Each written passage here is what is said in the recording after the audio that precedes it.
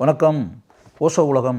உலகத்திலேயே மிகச்சிறந்த மிக உயர்ந்த அரிய விஷயம் அப்படின்னா எது அப்படின்னா செல்வத்தை துறப்பது அப்படின்றதுல அது மிக அரிய ஒரு விஷயம்.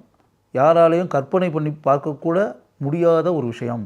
ஓஷோ தன்னுடைய நூலில் இந்த விஷயத்தை நம்முடைய உள்ளங்களில் ஆழமாக பதிய வைக்க வேண்டும் என்பதற்காகவே கௌதம புத்தரை உதாரணமாக காட்டி இந்த விஷயத்தை எழுதியிருக்கிறார். தெருக்களில் நிறைய யாசகர்கள் இருப்பதை நம்ம பார்க்குறோம்ல. ஆண்கள் பெண்கள் எல்லாருமே எந்த அளவுக்கு கையேந்தி கொண்டு நம்மகிட்ட பணம் கேட்குறாங்க.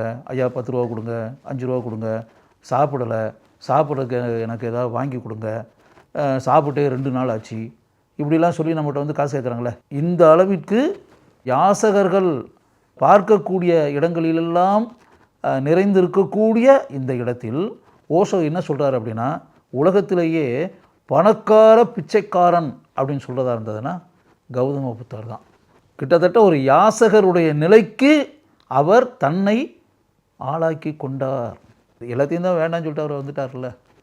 அரண்மனையே வேண்டாம், அரச பீடமே வேண்டாம், எதுவுமே வேண்டாம், எனக்கு தலையில் வைத்திருக்கக்கூடிய கிரீடமெல்லாம் வேண்டாம், உடலில் அணியக்கூடிய அணிகலன்கள்லாம் எனக்கு எதுவுமே வேண்டாம், மனைவி வேண்டாம், மகனும் வேண்டாம், யாருமே வேண்டாம், எனக்கு அந்த இல்லற வாழ்க்கையே வேண்டாம், அனைத்துமே எனக்கு தேவையில்லை, நான் ஒரு சாதாரண மனிதன், எதுவுமே இல்லாத ஒரு மனிதனாக வாழ்வது தான் என்னுடைய ஆசை அப்படின்ற மாதிரி சொல்லிட்டு கௌதம புத்தர் நடுத்தெருவுக்கு வந்துட்டார். ஓஷோ என்ன சொல்கிறார் அப்படின்னா, உலகத்திலேயே பணக்கார பிச்சைக்காரர் அப்படின்னு சொல்கிறதா இருந்ததுன்னா கௌதம புத்தர் தான் சொல்லணும். அதாவது யாசக நிலையில் இருக்கக்கூடிய ரிச் மேன். அந்த யாசக நிலையில் இருக்கக்கூடிய ரிச் மேனாக இருக்கக்கூடிய கௌதம புத்தருடைய முகத்தில் என்ன தேஜஸ், என்ன ஒளி, என்ன பிரகாசம், என்ன ஜொலிப்பு. அப்படிப்பட்ட ராஜ கலையுடன் இருக்கக்கூடிய ஒரு யாசகனை நீங்கள் உலகத்தில் எங்காவது பார்த்திருக்கிறீர்களா? பார்ப்பதற்கான வாய்ப்பே இல்லை. கௌதம புத்தருடைய முகத்தில் அந்த அளவிற்கு ராஜக்கலை ஆட்சி செய்து கொண்டிருக்கிறது என்றால் அவர் அரசனாக இருக்க வேண்டியவர், அரச பீடத்தில் அமர்ந்திருக்க வேண்டியவர், அரண்மனையில் வாழ வேண்டியவர், அரச சிம்மாசனத்தில் கம்பீரமாக அமர்ந்து கொண்டிருக்க வேண்டியவர்.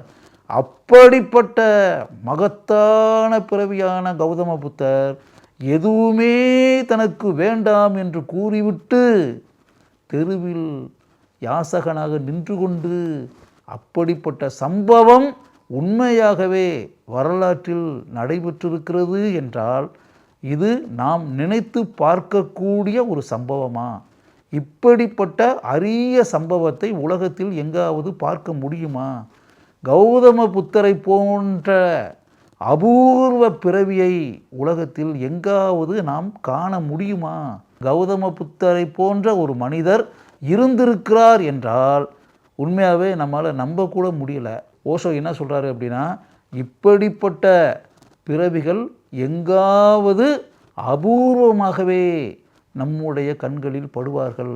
அப்படிப்பட்ட மனிதர்கள் இந்த உலகத்தில் எங்காவது இருக்கிறார்கள் என்றால் உண்மையாகவே அவர்கள் தலையில் வைத்து கொண்டாடப்பட வேண்டியவர்கள், மனதில் வழிபடும் நிலையில் இருப்பவர்கள், நம் 2 கைகளையும் குவித்து வணங்கக்கூடிய நிலையில் அவர்கள் இருப்பவர்கள்.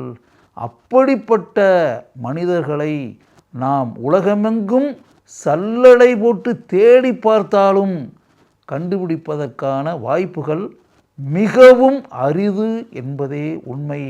அதனால் கௌதம புத்தரை போன்ற ஒரு மனிதர் இந்த உலகத்தில் வாழ்ந்திருக்கிறார் அப்படின்றத நினச்சி பார்க்கும்போது, அப்படிப்பட்ட ஒரு ராஜ கலை கொண்ட யாசகர் இந்த உலகத்தில் இருந்திருக்கிறார் அப்படின்றத நினச்சி பார்க்கும்போது நமக்கு மிகப்பெரிய ஆச்சரியம் கட்டாயம் உண்டாகத்தான் செய்யும் அப்படின்ற மாதிரி ஓஷோ எழுதியிருக்காரு. ஓஷோ கூறிய இந்த விஷயம் ஒரு ஆழமான விஷயம் என்று என் மனதில் பட்டதால் அதை உங்களிடம் நான் பகிர்ந்து கொள்கிறேன்.